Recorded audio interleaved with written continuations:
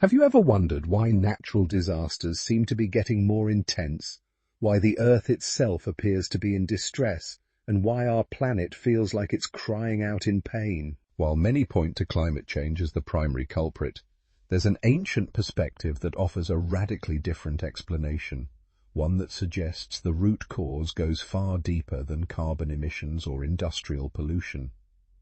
What if the Earth's groaning isn't just about environmental factors, but about something much more fundamental to the human condition itself? Today, we're diving into a perspective that challenges mainstream narratives and explores the biblical concept that creation itself is suffering not primarily due to climate change, but because of what Scripture calls sin, and how this ancient understanding might completely reshape how we view our relationship with the natural world. Before we go any further, I want to be clear that this isn't about dismissing environmental concerns or scientific research. Rather, we're examining a theological framework that has existed for thousands of years, one that suggests there's a spiritual dimension to our planet's struggles that often gets overlooked in contemporary discussions. The foundation of this perspective comes from Romans chapter 8, verse 22, where the Apostle Paul writes that the whole creation groans and suffers together until now. This isn't metaphorical language about sad trees or crying rivers.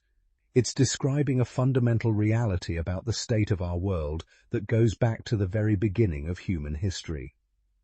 According to this biblical worldview, when sin entered the world through human disobedience, it didn't just affect people, it affected everything. The entire created order became subject to what Scripture calls futility and corruption. This means that natural disasters, disease, death, and environmental degradation aren't just random occurrences or solely the result of human industrial activity, but symptoms of a deeper spiritual problem that has infected all of creation. Think about it this way. If humans were created to be stewards of the earth, to have dominion over it in a way that reflects God's character of love, wisdom, and care, then when humans fell away from that purpose, the earth itself would suffer the consequences. It's like removing the conductor from an orchestra. Without proper leadership and harmony, everything becomes chaotic and discordant. This perspective suggests that the earth's groaning is fundamentally about broken relationships. The broken relationship between humanity and God, between humans and each other, and between humanity and the natural world. When these relationships are fractured, the symptoms show up everywhere, including in environmental degradation and natural disasters. Now you might be thinking, but what about all the scientific evidence for climate change? What about carbon dioxide levels, greenhouse gases, and industrial pollution? The sin perspective doesn't necessarily negate these factors, but it places them within a larger spiritual context. Human greed, short-sightedness, and exploitation of natural resources can be understood as manifestations of sin, the self-centered nature that prioritizes immediate gratification over long-term stewardship. Consider how many environmental problems stem from human behaviors that biblical wisdom would classify as sinful: greed that leads to overexploitation of resources, pride that refuses to acknowledge our limitations and responsibilities, gluttony that consumes more than we need, and indifference to the suffering of others, including future generations. The Industrial Revolution, deforestation, pollution, and overconsumption aren't just technical problems requiring technical solutions. They're moral and spiritual problems that reflect humanity's broken relationship with our role as Earth's caretakers. When humans operate from a mindset of dominion without responsibility, extraction without restoration, and profit without consideration for consequences, the Earth suffers. This understanding also explains why purely technological or political solutions, while important, often fall short of creating lasting change.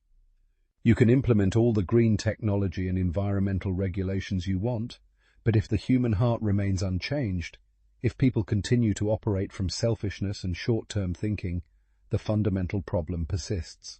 The groaning of creation, from this perspective, is ultimately a longing for redemption, not just human redemption, but cosmic redemption.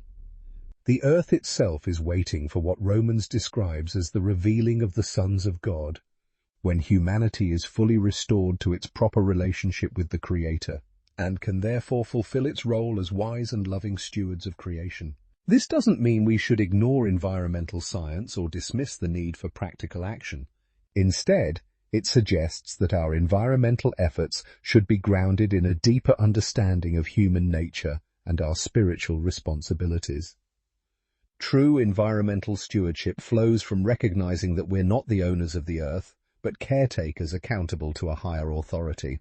Many indigenous cultures have understood this connection between spiritual health and environmental health for centuries. They've recognized that when human communities live in harmony with spiritual principles, treating the earth with reverence, practicing restraint and gratitude, maintaining balance between taking and giving back, the land itself thrives. The sin problem perspective also offers hope in a unique way. If the earth's groaning is ultimately about broken relationships, then healing is possible through restored relationships. When humans reconnect with their Creator, when they rediscover their purpose as loving stewards rather than exploitative consumers, when they learn to live in harmony with spiritual principles of justice, mercy, and humility, the earth can begin to heal. This is why many faith-based environmental movements emphasize both practical action and spiritual transformation. They understand that cleaning up pollution while ignoring the spiritual pollution of human hearts is like treating symptoms while ignoring the disease. The biblical narrative ultimately points toward a time when all things will be made new, when the groaning of creation will be replaced by flourishing and abundance. This isn't about escaping to heaven and leaving earth behind, but about heaven coming to earth, about divine restoration, healing all the brokenness that sin has caused. This restoration includes environmental restoration, but it goes far beyond it. It encompasses justice for the oppressed, healing for the broken, abundance for the poor, and harmony between all parts of creation. It's a vision of shalom, complete peace and wholeness affecting every aspect of existence. Some might argue that this spiritual perspective leads to fatalism or inaction. If the problem is ultimately spiritual, why bother with practical environmental efforts? But the biblical response is quite the opposite. If we're called to be stewards who reflect God's character, then caring for creation is a spiritual mandate. Environmental responsibility becomes an act of worship, a way of demonstrating love for the Creator by caring for what He has made. Moreover, the sin perspective actually provides stronger motivation for environmental action than purely secular approaches. While secular environmentalism is often driven by fear of consequences or guilt about human impact, faith-based environmentalism is driven by love, gratitude, and a sense of divine calling. It's not just about avoiding disaster, but about participating in God's work of restoration and healing. The practical implications of this worldview are profound. It suggests that effective environmental action must address not just technological and policy issues, but also issues of character, values, and spiritual formation. It means teaching children not just about recycling and renewable energy, but about gratitude, restraint, and their role as caretakers of God's creation. It means that churches and faith communities have a crucial role to play in environmental healing, not just through green initiatives, but through fostering the spiritual transformation that leads to genuine environmental stewardship.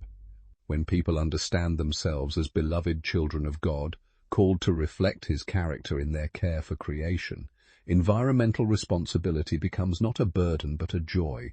This perspective also brings humility to our environmental efforts.